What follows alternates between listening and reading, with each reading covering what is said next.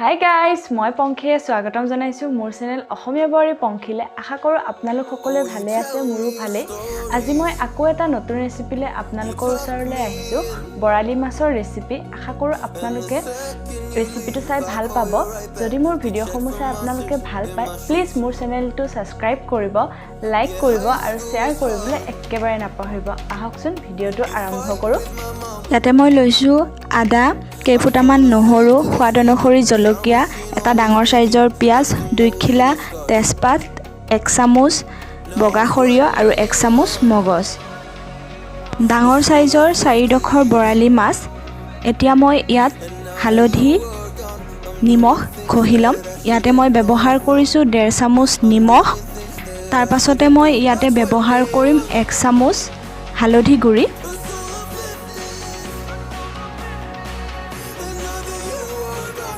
তাৰ পাছতে মই ইয়াতে ব্যৱহাৰ কৰিম মিঠাতেল যদি এনেকৈ ঘহি লোৱা হয় তেতিয়া হলে তেলত দিলে বেছিকৈ নুফুটে কাৰণ বৰালি মাছ তেলত দিলে বিৰাটেই ফুটে সেয়ে মই এনেকৈ তেল খানি লৈছো এখিনি আমাৰ মেৰিনেট কৰা হৈ গৈছে এতিয়া গেছত কেৰাহীটো পাতি দিছো মই ইয়াতে অকনমান তেল ব্যৱহাৰ কৰিছো যেহেতু বৰালি মাছ তেলাল হয় আৰু ইয়াতে অকনমান নিমখ দি লৈছো এনেকৈ দি ললেও মাছ নুফুটে এয়া মই মাছ তেলত দি দিছো এতিয়া মই ইয়াতে ব্যৱহাৰ কৰিম এটা ডাঙৰ সাইজৰ বিলাহী পিয়াজ আৰু বইল কৰা আলু আৰু ইয়াতে মই পিচি ললো মগজ বগা সৰিয়হ আদা নহৰু আৰু জলকীয়া আৰু ইয়াতে মই লৈছো জিৰা আৰু শুকান জলকীয়া এতিয়া মই সেই আগৰ মাছ ভজা তেলখিনিতে পিয়াজ দি দিছো পিয়াজখিনি মই 2 পৰা 3 মিনিট ৰঙচুৱা হোৱালৈ ভাজি লম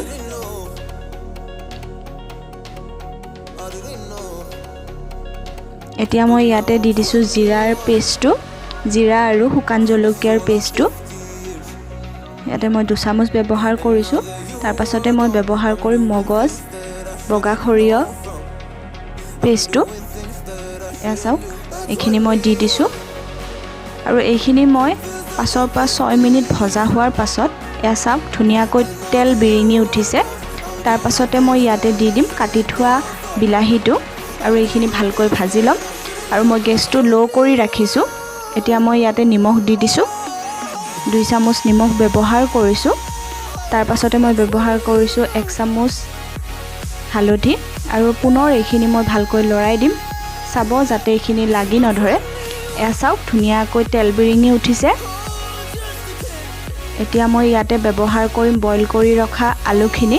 এয়া মই আলুখিনি দি দিছো আৰু এইখিনি ভালকৈ লৰাই লৈছো